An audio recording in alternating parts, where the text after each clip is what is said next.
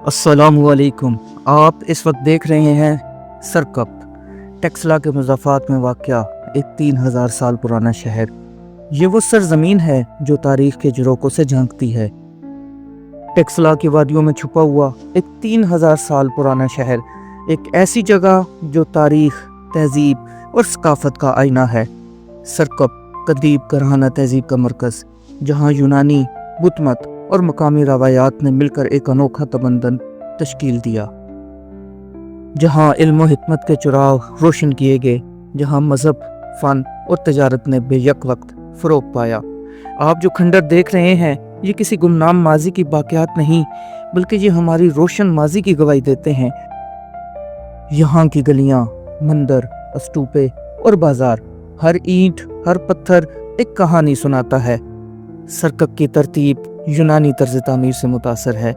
एक मंज़म grid system पर बना हुआ शहर जो उस वक्त की आला मनसूबाबंदी का सबूत है।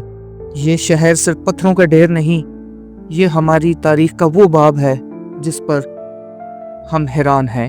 आइए सरकप को सिर्फ माजी का किस्सा न बनाएं, बल्कि इसे आने वाली नस्लों के लिए भी ज़िंदा रखें, ताकि पाकिस्तान में मौजूद इस तरह की आर्कियोलॉजिकल साइट्स महफूज रहें। ये शहर कदीम तहज़ीबों का गवारा था, जहाँ इंसान ने इल्म, फ़न और सकाफ़त के ऐसे नकूश छोड़े जो वक्त की गर्द में भी मिट न सके।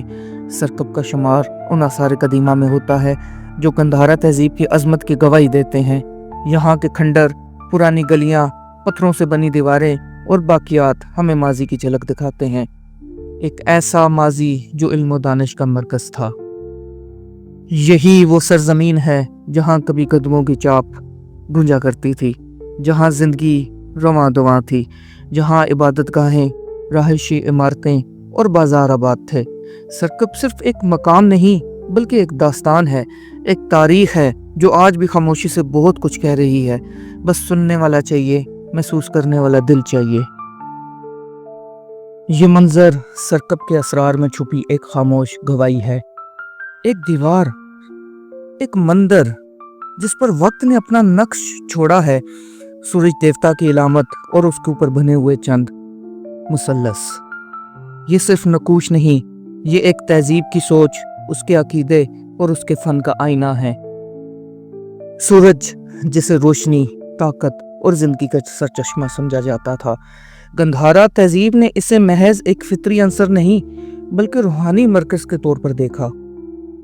और इन मुसलसलों की मौजूदगी, क्या ये आसमान की तरफ इशारा है, या इल्म, रूहानियत और कायनाती तरतीब का कोई कदीम पैगाम? शायद ये उस दौर के लोगों की सोच थी कि इंसान का रिश्ता सिर्फ ज़मीन से नहीं, बल्कि कायनात से जुड़ा हुआ है। ये इलामतें वक्त के पर्दे में छुपे राजों की झलक हैं, बस पत्थरों पर बने निशान जो आज भी कुछ कहने की कोशिश करते हैं, अगर हम सुनने को तैयार हों। यहाँ इबादत करने वाले लोग दुनियावी ज़िंदगी से तनारकश हो जाते थे।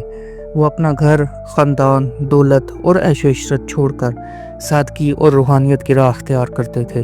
बुतमत में राहब बनने के लिए कुछ मखसूस असूलों और वादों की कस्में खाना पड़ती थीं, जिन्हें विनाया कहा जाता है।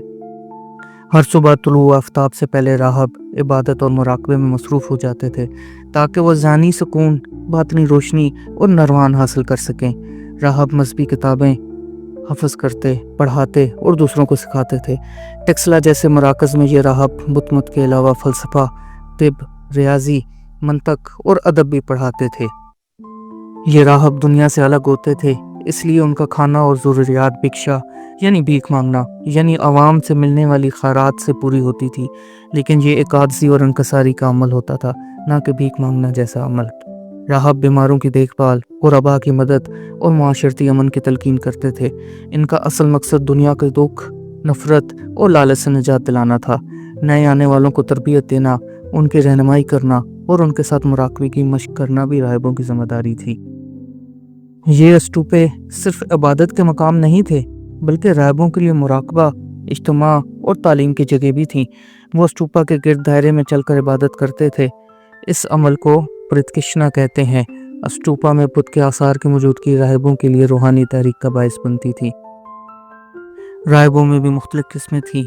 आरहंत, वो राहब जो नरवान तक पहुंच चुका हो, यानी दुनियावी ख्वाहिशात से मुकम्मल निजात हासिल कर चुका हो। भिक्षु, आम राहिब जो इल्म हासिल कर रहा हो या दूसरों को सिखा रहा हो। राहब बुत मत के निज़ाम का दिल थे। उनकी ज़िंदगी असूलों पर मबनी होती। वो सादगी से इल्म और रूहानियत के पेकर होते। वो ना सिर्फ इबादत करते बल्कि मुआशरे की तालीम, अखलाकियात और ज़हनी सुकून के लिए भी काम करते थे।